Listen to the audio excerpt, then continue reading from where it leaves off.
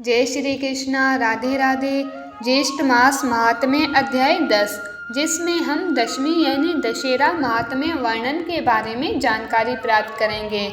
स्कंद जी कहने लगे कि हे ऋषियों, ज्येष्ठ मास के आने पर भगवान विष्णु के मंदिर में जाकर दशहरा व्रत करना चाहिए और एकम से लेकर दशमी तक भागीरथी के जल में स्नान करना चाहिए।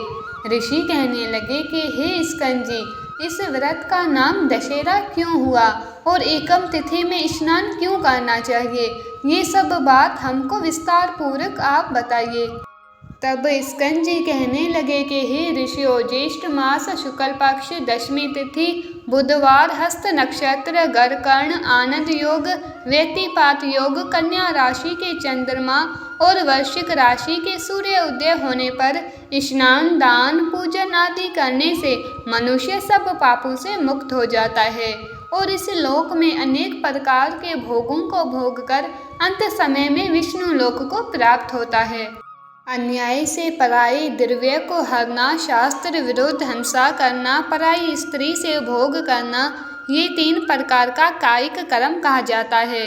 कठोर वचन बोलना, झूठ बोलना, किसी की चुगली करना, राजा को देश की आय को निष्प्रयोजन व्यय करना, ऐसे 4 प्रकार के अशुभ फल देने वाले वाचिक कर्म कहे गए हैं।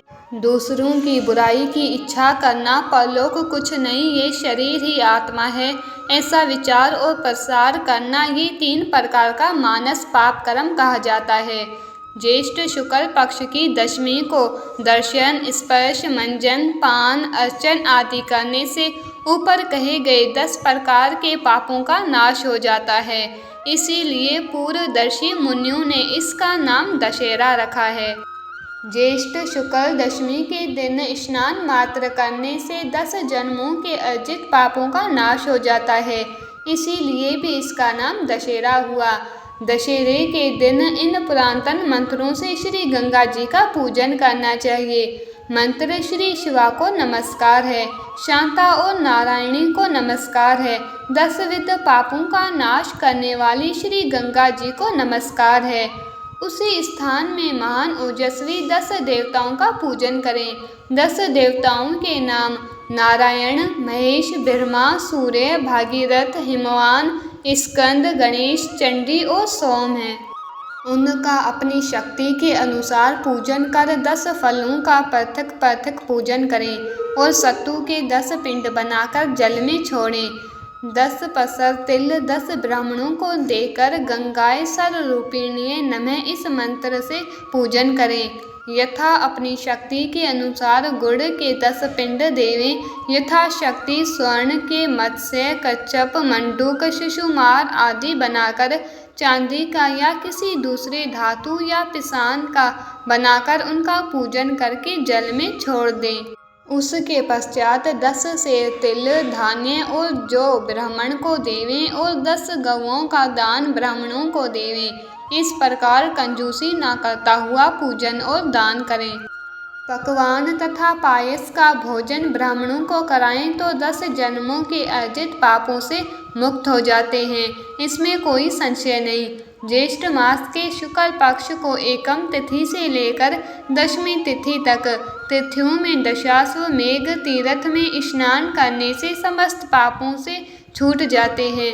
ज्येष्ठ शुक्ल पक्ष के एकम से लेकर समस्त जन्म के पापों को नष्ट करने वाली दशमी तिथि तक सभी तिथियों से कर्म से स्नान करने वाला मनुष्य श्रेष्ठ होता है। और दशहरे के दिन दशाश्वमेधेश्वर के लिंग का दर्शन करने से 10 जन्म के अर्जित पापों का नाश होता है, इसमें संशय नहीं। और दशा योग नाम इसकी प्रसिद्धि है।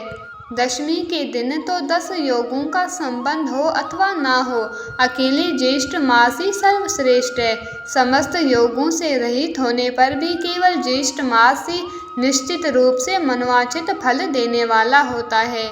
जैसे आकाश में नक्षत्र गणों के साथ चंद्रमा शोभित होता है, वैसे ही योग के साथ ज्येष्ठ मास शोभित होता है। केवल योगी शोभित नहीं होते, बिना ज्येष्ठ मास के एकत्रित सब योगी निष्फल होते हैं, इसमें संशय नहीं है। इति श्री ज्येष्ठ मास महात्म्य ज्येष्ठ शुक्ल दशमी दशहरा महात्म्य वर्णन 10वां अध्याय संपूर्ण।